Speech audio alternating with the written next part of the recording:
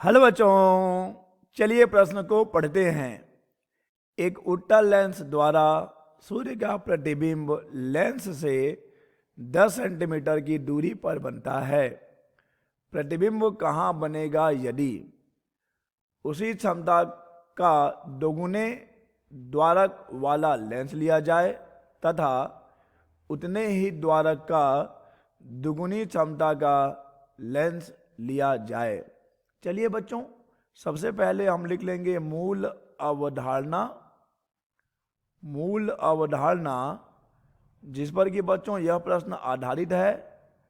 बच्चों यह प्रश्न आधारित है उत्तल लेंस से प्रतिबिंब रचना पर। उत्तल लेंस से प्रतिबिंब रचना। उत्तल लेंस से प्रतिबिंब रचना। बच्चों चलिए देख लेते हैं कि जब उत्तल लेंस से प्रतिबिंब रचना होती है तो उस प्रतिबिंब रचना के क्या क्या नियम हैं। बच्चों पहला नियम है कि जो भी प्रकाश किरण, चलिए हम चित्र की सहायता से समझें। ये बच्चों हमने ले लिया एक उत्तल लेंस और ये बच्चों हमने बना लिया इसका मुख्य अक्ष। अब देखिए बच्चों क्या नियम है। पहला नियम तो यह है बच्चों कि जो भी प्रकाश किरण मुख्य अक्ष के समांतर आएगी वह फोकस से होकर जाएगी। ठीक है बच्चों। और जो भी प्रकाश किरण मुख्य फोकस से होकर आती है वह समांतर हो जाती है। यह दूसरा नियम है बच्चों, ध्यान दीजिएगा। ये दोनों ही अलग अलग प्रकाश किरणें हैं। ये फोकस से होकर आने वाली है जो अपवर्तन के पश्चात समांतर हो जाएगी। और बच्चों हम जानते हैं कि जो भी प्रकाश किरण प्रकाश केंद्र की दिशा से आएगी वह सीधी निकल जाएगी, उसका अपवर्तन नहीं होगा।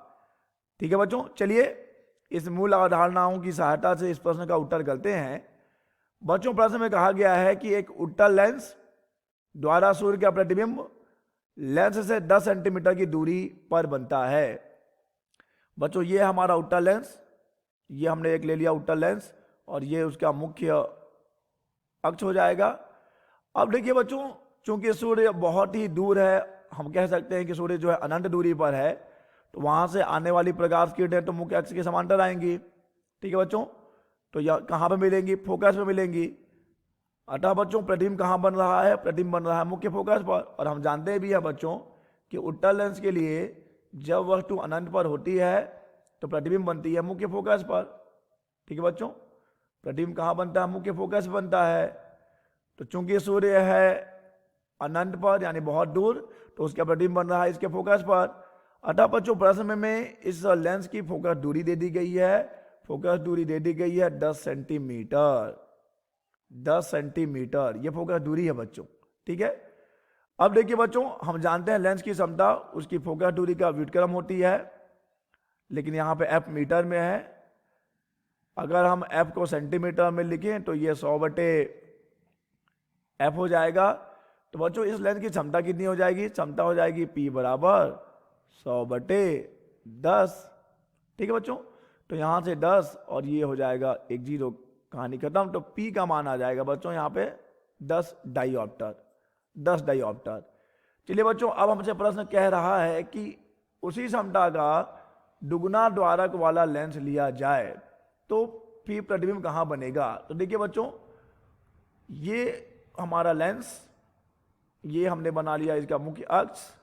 बच्चों द्वारक कहने का तात्पर्य होता है लेंस के आकार से। द्वारक को अगर हम दुगुना कर दें बच्चों, अगर हम द्वारक को दुगुना कर दें तो बच्चों क्या इसके फोकस में कोई परिवर्तन होगा?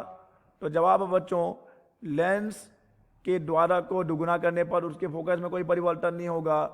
अतः बच्चों अभी भी सूर्य का प्रतिबिंब कहाँ बनेगा? उसके फोकस पर ही बनेगा। बच्चों इसे हम लिख सकते हैं कि लेंस से जो प्रतिबिंब बनता है, प्रतिबिंब वह द्वारक पर निर्भर नहीं करता। ठीक है बच्चों, द्वारक पर निर्भर नहीं करता है। इसीलिए बच्चों प्रतिबिंब की स्थिति में भी कोई परिवर्तन नहीं होगा। अभी भी प्रतिबिंब कहाँ बनेगा? 10 सेंटीमीटर की दूरी पर ही बनेगा। ठीक है बच्चों।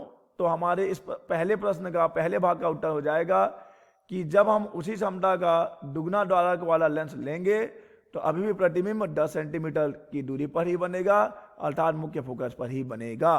क्योंकि द्वारक के आकार से प्रतिबिंब रचना पर प्रतिबिंब रचना की स्थिति में कोई परिवर्तन नहीं होता है। अब आते हैं बच्चों हम इस प्रश्न के दूसरे भाग पर, जहां पर कि कहा जा रहा है कि उतने ही द्वारक का दुगुना क्षमता। अब बच्चों मान लीजिए P डैश जो है वो 2P हो जाता है, पहले की क्षमता का दोगुना हम कर दे रहे हैं बच्चों। तो अब देखिए क्या हो जाएगा, यहां पे जो 1/F डैश होगा वह क्या हो जाएगी बच्चों, 2 गुना हो जाएगा F के। अतः बच्चों जो नई फोकस दूरी होगी वह पहले वाली फोकस दूरी का आधा हो जाएगी। और बच्चों जब फोकस दूरी आधा हो जाएगी तो अब प्रतिबिंब कहाँ बनेगा, प्रतिबिंब तो फोकस पे ही बनना है। अतः बच्चों अब प्रतिबिंब बनेगी 5 सेंटीमीटर की दूरी पर। अच्छा 5 सेंटीमीटर की दूरी हम क्यों लिख रहे हैं, क्योंकि हमने देखा है कि जिस लेंस को हमने लिया है उसकी फोकस दूरी 10 सेंटीमीटर थी और अब फोकस दूरी कितनी हो जाएगी, 10/2 यानी 5 सेंटीमीटर हो जाएगी। अतः बच्चों अब सूर्य का प्रतिबिंब कहाँ बनेगा, 5 सेंटीमीटर की दूरी पर बनेगा। ठीक है बच्चों, आशा करते हैं बच्चों आपको यह प्रश्न समझ आया होगा। धन्यवाद।